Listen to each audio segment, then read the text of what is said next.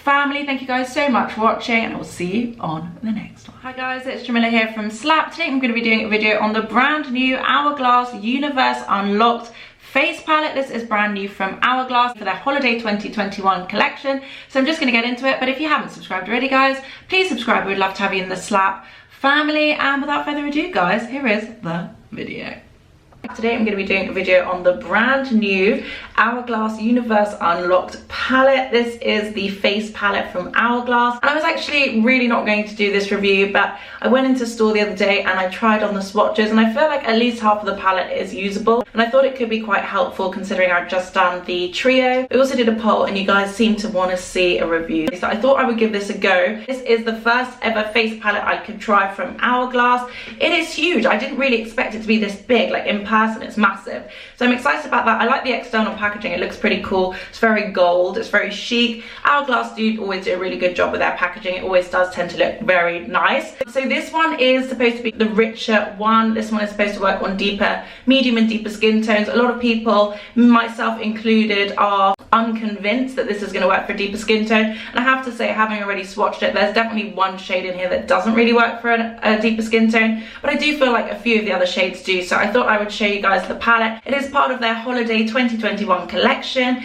It is new and it came in 2 shades, so I'm trying the richer, deeper one, which is the Hourglass Universe Unlocked. I actually picked this up at Space NK, but it is available at Hourglass, and one of you guys told me it is available at Sephora as well. The blush looked really nice, I have to say, and I swatched that and I felt like, could I just buy it for the blush? I don't know if that seems ridiculous to spend £79 on a blush, but then I remember Tom Ford just released a blusher that is $90 US. So anyway, I'm just going to read you guys the blurb and then I'm going to get into a demo. So this is the Ambient Lighting Edit Universe Unlocked. It is £79 and $80 US, 0.14 ounces and 4 grams, 0.04 ounces and 1.4 grams times 4. It is a face palette of 5 powders. It says available for the holiday season. Universe Unlocked features 2 best-selling and 3 brand new shades of ambient lighting powder, the groundbreaking finishing powder that creates the most flattering light sources. Along with 2 existing shades, 1 finishing powder and 1 bronzer, it also includes 3 limited edition shades of blush and highlighter. The name Universe and the design of the palette are inspired by the unique swirl texture of the bronzer, which is handmade using an advanced micellar technique, meaning no 2 are exactly alike. The vegan and cruelty-free palette is part of the Unlocked, a collection supporting our mission to unlock the cages of wild animals in captivity. We donate 5% of annual profits from Unlocked to the Non-Human Rights Project, the only organisation in the US working to secure fundamental rights for animals. That's really nice. That's lovely. Everything you need to finish, define and highlight your skin in a single compact. Features 2 best-selling and 3 exclusive new shades of blush and highlighter. Includes Ambient Lighting Powder, Radiant Light in Gold and Beige. Ambient Lighting Blush, which is new, Rose Heat Deep Berry. Ambient Lighting Blush, which is new, Coral Flush Bright Peony. Ambient Lighting Bronzer, Radiant Bronze Light, which is a warm bronze. Definitely didn't see a bronzer in there. Ambient Metallic Strobe Lighting Powder, which is new, Solar Strobe Light Metallic Champagne. I do definitely think from what their descriptions are, that this is probably a medium skin tone friendly palette and not so much a deep skin tone friendly palette. But I will of course test it out. I haven't actually looked at it since I swatched it in store, so I'll have a proper look at it and let's have a look. But I'm just going to get into it. I'm going to show you guys the packaging and then I'm going to get into a demo.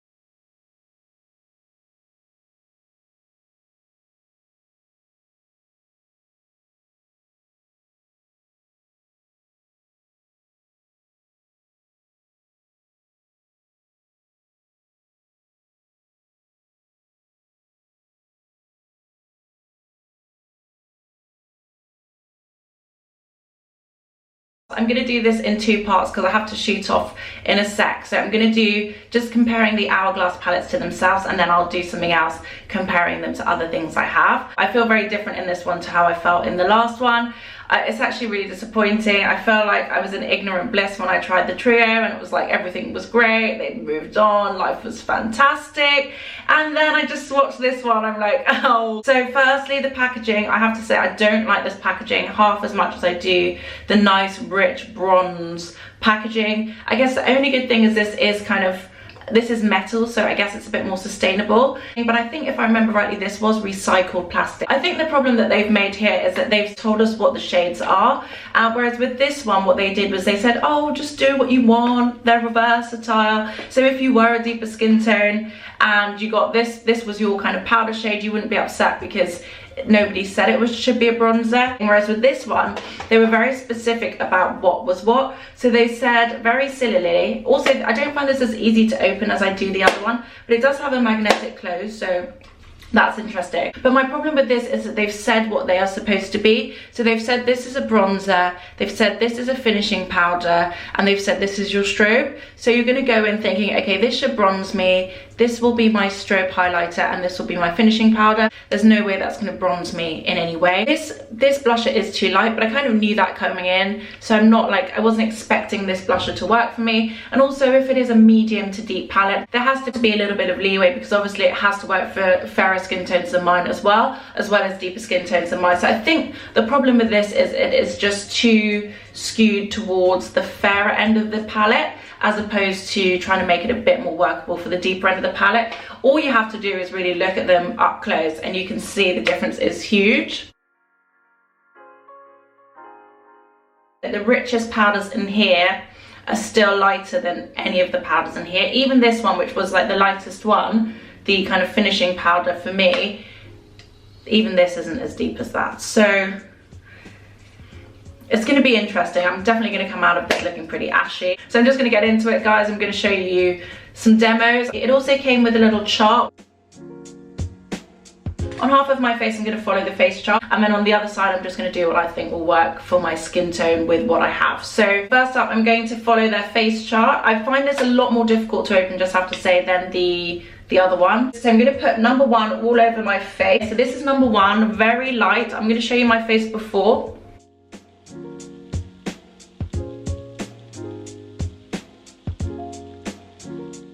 So I'm going to use the finishing powder. I'm going to use it under my eyes and then a bit of my forehead as well.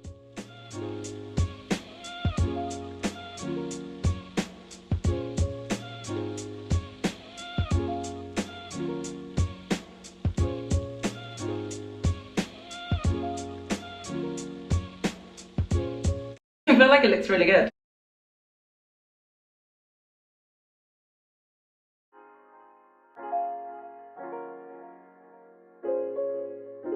It actually looks really good. It doesn't look too light because I feel like it's so translucent. It looks very smooth. I can see a little bit of sparkle around my nose area. It's a bit obvious, but that's the only place I can really see it. It does look really nice as a finishing powder. I was not expecting that at all. So let's try the bronzer.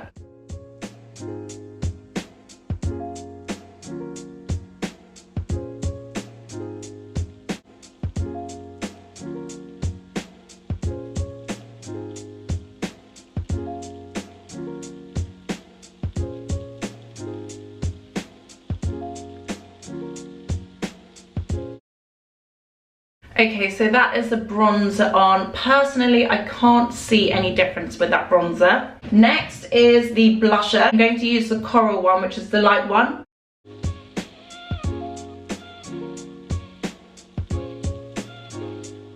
There is quite a lot of kickback in the pan.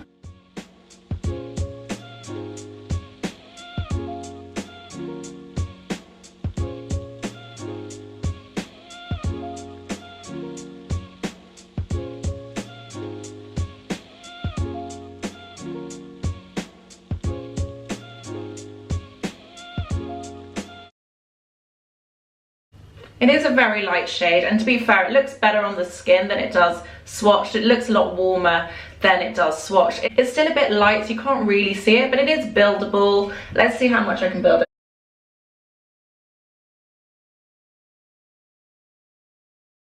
And then last but not least is the highlight. And they say I should apply the solar strobe light to the high points of the face, top of cheeks, bridge of nose, brow bone and Cupid's bow. So I'm just going to do it where I normally do highlight.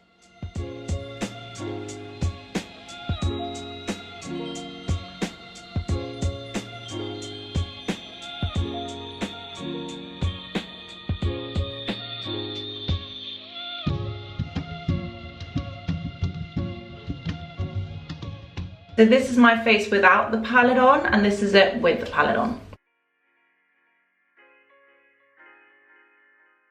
So I definitely think having added that blusher and the highlight slightly made this a bit more ashy, a bit more washed out and not so cute. Those two together just don't really work so well. My favourite thing so far has been the finishing powder, which I didn't think was going to work for me. I don't know why, but it just kind of smoothed and blurred. It didn't really add much colour, it didn't really add much pigment. So now I'm going to try the other blush on the other side, because I feel like that and those two together could be quite a nice combination. So I'm going to pop the bronzer one around my face and see what happens.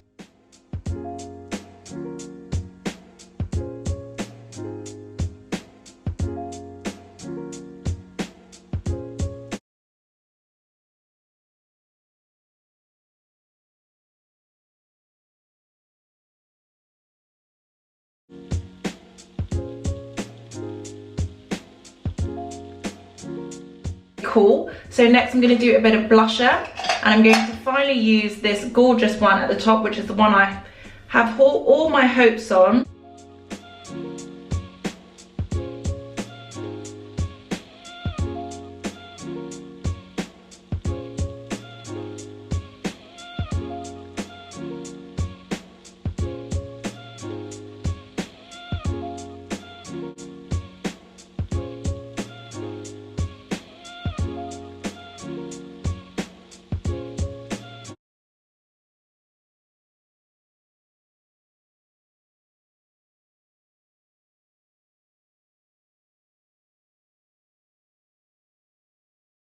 So guys, this is the Hourglass Universe Unlocked palette on. Definitely not doing much for me, definitely not really singing for me, unfortunately. I'm just going to give you a quick close up and then I will be back.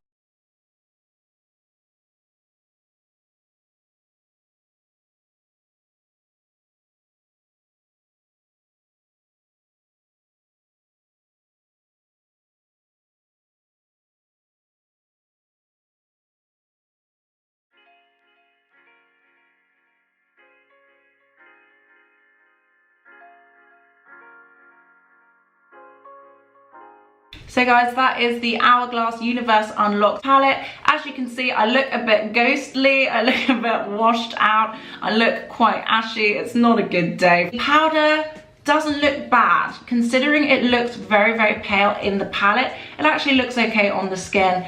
Probably the only thing I'd use, as well as, yeah, that's probably it. So weirdly, the blushes look exactly the same, even though they swatch so differently on my skin. None of it really works for my skin tone. None of it is rich enough for my skin tone or flattering enough for my skin tone. So it's just terrible. It's a terrible, terrible, terrible time. And I feel like I ended last week off so well, having tried this. Started this week off slightly disappointed. I've just taken off my makeup on my face. I'm going to just reapply my foundation and concealer. Then I'll go back in with those two face palettes and compare the two together.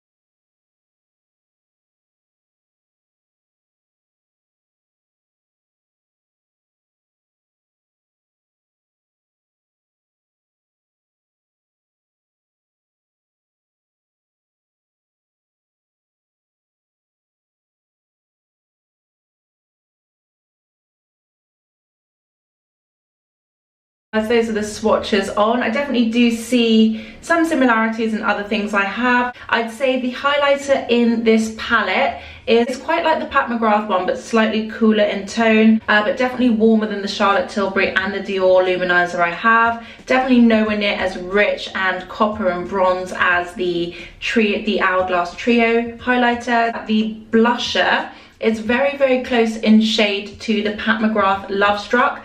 It was weird because as soon as I swatched the Surratt blusher in Classique, I did feel like they were a good match, but then once I swatched the Pat McGrath Love Struck, you could tell that it had a bit more of a similar undertone. The Hourglass one is a bit more metallic than the Pat McGrath one. The Pat McGrath one is like a very nice light simple matte, whereas the Hourglass one definitely has a bit more sparkle in it than the Pat McGrath one. But what I'm going to do on this side, I'm going to use the Hourglass palette, and on this side I'm going to use the Trio palette, and I'm going to use the Pat McGrath blusher and just do a comparison.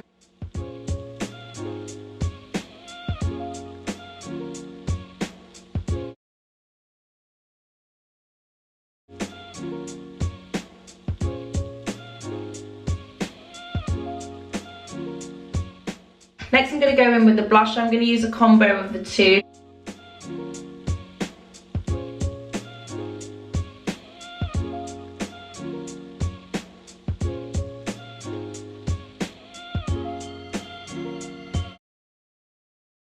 On this side of my face I'm going to use the new highlighting trio, the Ambient Lighting Trio.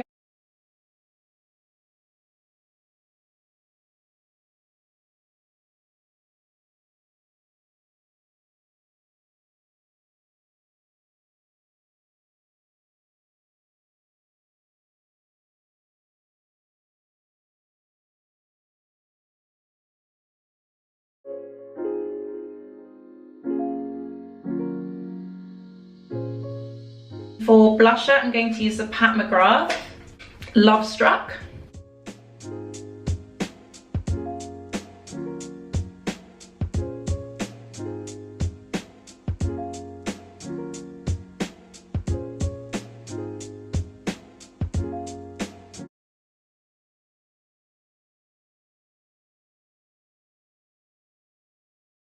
So that is a side by side. Weirdly, I think this side does look pretty good, to be fair. Like, it looks a lot better than it did earlier. It looks a lot brighter. This side looks good too, but under the eyes definitely doesn't look as bright using the Trio powder as it did with the face palette powder. I do think the powder in this is actually really nice as an under eye setting kind of base powder. It just kind of brightens up my complexion without looking overly ashy. So what I'm going to do is I'm going to give you guys a quick close up and then we'll finish up.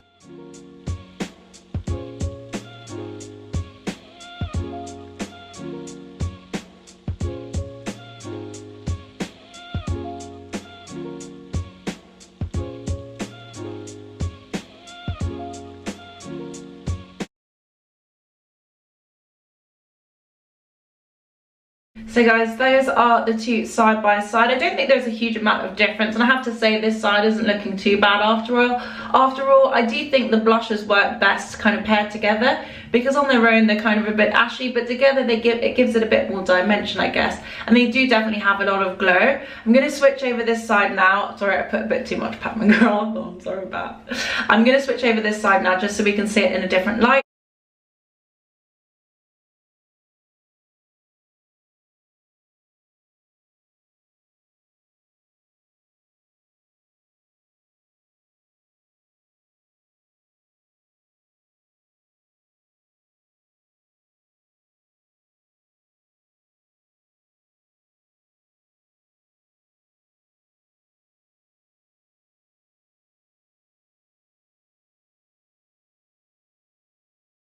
Those are the two side by side. I feel like side by side there's not a huge difference in them, which is quite intriguing and quite interesting, considering at the beginning it felt so starkly different, and also in swatches it feels so starkly different as well. I think these blushes actually work okay when they're paired together like I did this time, just mixing them in. It's kind of made them have a little bit more depth and look quite nice. I do like the glow on it.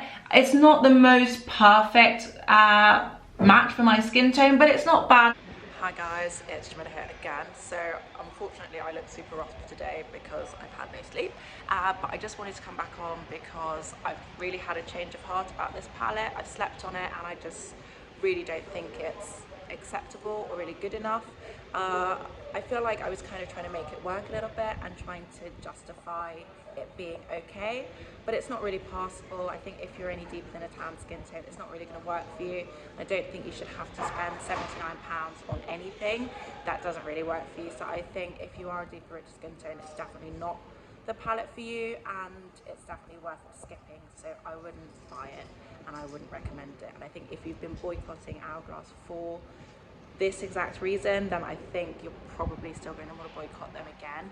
It's kind of disappointing because obviously the trio was so good and it was just such a great step in the right direction, and I felt really positive about the brand, but I now feel like super conflicted about the brand again, and I don't think after this I'll be buying anything. It depends obviously what they bring out next, but the fact that they brought this out at the same time as bringing out the volume 3 is like such a confusing message, because they're saying here's something but here's also not something again. So I don't know, I feel like having tried volume 3 I was so positive, and then now I'm feeling like kind of icky. So just wanted to let you guys know my honest opinion. I didn't want to put out a video where I didn't feel like I'd shared my genuine thoughts, and obviously that's what you guys want me to do. So I would say skip this, and potentially, depending on what Hourglass do next, skip Hourglass.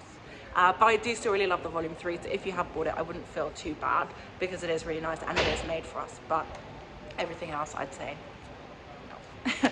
Anyway guys, thank you so much for watching. I hope you liked this video. If you haven't subscribed already guys, please subscribe. We'd love to have you in the Slap family. Thank you guys so much for watching, and I will see you on the next